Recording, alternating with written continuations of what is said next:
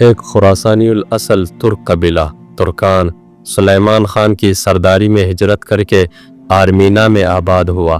سلجوقی سلطنت کے حکمران علاء الدین پر اس کے پائے تخت کونیا میں 621 ہجری میں چنگیز خان نے فوج کشی کی۔ سلیمان خان نے اپنے جانباز بیٹے ارطغرل کے سپہ سالاری میں 444 جنگجوؤں کی مدد کے لیے بھیجا۔ ارطغرل نے تاتاریوں کو عبرتناک شکست دی۔ اس پر خوش ہو کر سلجوقی سلطان نے ارطغرل کو انتہائی زرخیز علاقہ سفوت جاگیر میں دیا۔ علاء الدین کی وفات کے بعد اس کے بیٹے غیاث الدین کے سلجوقی سلطنت پر تخت نشین ہوا۔ 687 ہجری میں ارطغرل کے گھر ایک لڑکا تولد ہوا جس کا نام عثمان خان رکھا گیا۔ تاتاریوں کے حملے میں جب غیاث الدین مقتول ہو گیا تو عثمان خان 1299 عیسوی میں کونیا پر مسند نشین ہوا اور یہی سے سلطنت عثمانیہ کے نام سے ایک خود مختار سلطنت کی بنیاد پڑ گئی، اور اسرائیل بن سلجوق کے اولاد کی جو سلطنت 470 ہجری میں قائم کی گئی تھی اس کا چراغ گل ہو گیا۔ خلافت راشدہ، خلافت امیہ اور خلافت عباسیہ کے بعد اسلامی تاریخ کی چوتھی بڑی خلافت عثمانیہ تھی، جو تقریباً 2 کروڑ مربع کلومیٹر پر محیط تھی۔ سلطنت عثمانیہ 1299 عیسوی سے 1922 عیسوی تک قائم رہنے والی ایک مسلم سلطنت تھی جس کے حکمران ترک تھے، اور اپنے عروج کے زمانے میں یہ سلطنت 3 براعظموں پر پھیلی ہوئی تھی، اور جنوب مشرق یورپ، مشرق وسطی اور شمالی افریقہ کا بیشتر علاقہ اس کے زیر نگین تھا۔ اس عظیم سلطنت کی سرحدیں مغرب، مشرق، خلیج فارس اور کریمیا میں موجود یوکرین سے جنوب میں سوڈان، صومالیہ اور یمن تک پھیلی ہوئی تھی۔ اس علاقوں کے علاوہ اس کے 29 صوبے تھے۔ عثمانی سلطنت کے تیسرے سلطان مرد اول نے یورپ میں فتوحات کے جھنڈے گاڑے، اور 7ویں عثمانی سلطان محمد فاتح نے قسطنطنیہ فتح کر کے 1100 سال سے قائم بازنطینی سلطنت کا خاتمہ کر کے حدیث رسول اللہ میں فتح قسطنطنیہ کے حوالے سے وارد ہونے والے بشارت کا مصداق بنے۔ سلطنت عثمانیہ کا دائرہ دن بدن بڑھتا ہی جا رہا تھا، اور دارالسلطنت قسطنطنیہ یعنی استنبول تھا۔ مصر، اردن، عراق، شام اور حجاز مقدس کے علاوہ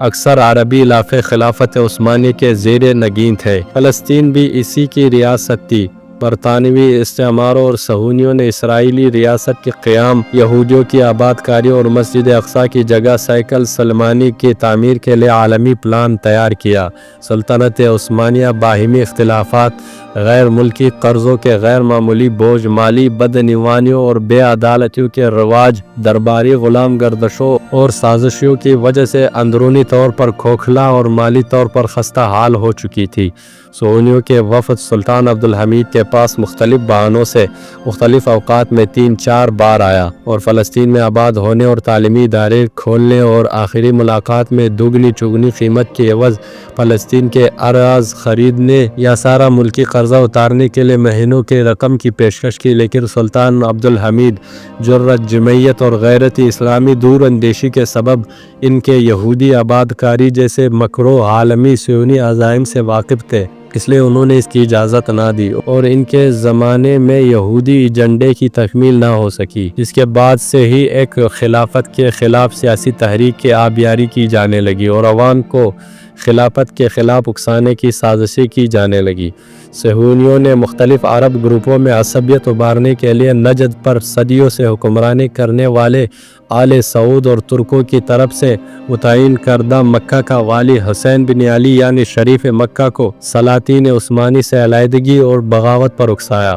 اور اس کے افواج کو حجاز سے نکال باہر کرنے کے عوض حجاز کے امیر المومنین بن خواب دکھا دیا گیا، جبکہ آل سعود کو نجد کے علاوہ دیگر علاقوں پر حکومت کی لالچ دی گئی تھی۔ شریف مکہ نے 1817 عیسوی میں خلافت عثمانیہ کے خلاف بغاوت کر دی۔ جب دونوں گروپوں کی بغاوت سے عرب دنیا خلافت عثمانیہ کی دائرے سے باہر ہو گئی، اب تو برطانیہ نے 1824 میں سعود کے بیٹے عبدالعزیز کو نجد کے ساتھ حجاز کا علاقہ دے دیا اور سعودی عرب حکومت قائم کی گئی، اور شریف مکہ کے ایک بیٹے کو عراق اور دوسرے بیٹے کو اردن پر متمکن کر دیا گیا۔ خلافت عثمانیہ کے ڈوبتے سورج کے تحفظ کے لیے علماء دیوبند نے ہندوستان میں بے مثال سعی کی اور ہندوستان میں تحریک چلائی گئی، جبکہ احمد رضا خان بریلوی نے خلافت عثمانیہ کے خلاف شریف مکہ کے فتویٰ پر دستخط کیے کیے اور تائید کی۔ یکم نومبر 1922 کو مصطفیٰ کمال پاشا نے استعماری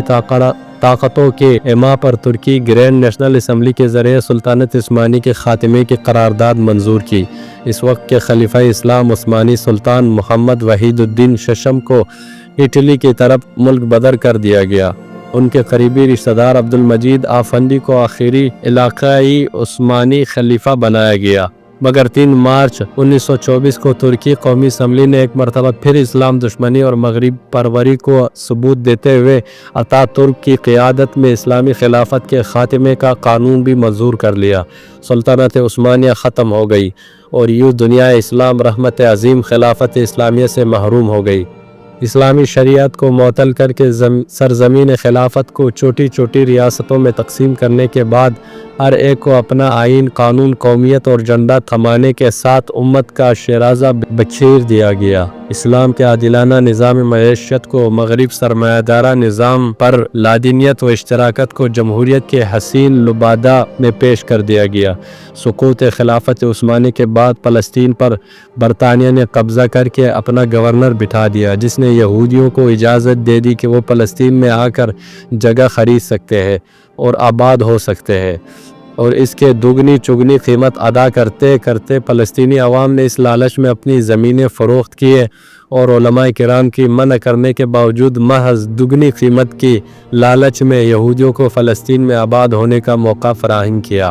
اس وقت عالم اسلام کے سرکردہ علماء کرام نے فتویٰ دیا کہ چونکہ یہودی فلسطین میں آباد ہو کر اسرائیلی ریاست قائم کرنا چاہتے ہیں اور بیت المقدس پر قبضہ ان کا اصل پروگرام ہے، اس لیے یہودیوں کو فلسطین کی زمین فروخت کرنا شرعاً جائز نہیں ہے، مگر فلسطینیوں نے اس کی کوئی پرواہ نہ کی اور دنیا کے مختلف اطراف سے آنے والے یہودی فلسطین میں بہت سے زمینیں خرید کر اپنی بستیاں بنانے اور آباد ہونے میں کامیاب ہو گئے، حتیٰ کہ 1945 میں اقوام متحدہ نے یہودیوں کو فلسطین کے ایک حصے کا حقدار تسلیم کر کے ان کی ریاست کا حق جائز قرار دے دیا اور فلسطین میں اسرائیل اور فلسطین کے نام سے 2 الگ الگ ریاستوں کے قیام کی منظوری دے دی۔ اس کے بعد برطانوی گورنر اقتدار یہودی حکومت کے حوالے کر دیا۔ یہ تھے عثمانی خلافت کی کہانی، عروج اور زوال کی، اور علماء دیوبند کی کردار کی، اور فلسطینیوں کی بے غوری کی۔ دوستو، یہ کہانی کیسی لگی کمنٹس میں اپنے رائے کا اظہار ضرور کیجیے گا۔ ہمارے چینل کو سبسکرائب کر دیجیے گا۔ ویڈیو دیکھنے کا بہت بہت شکریہ۔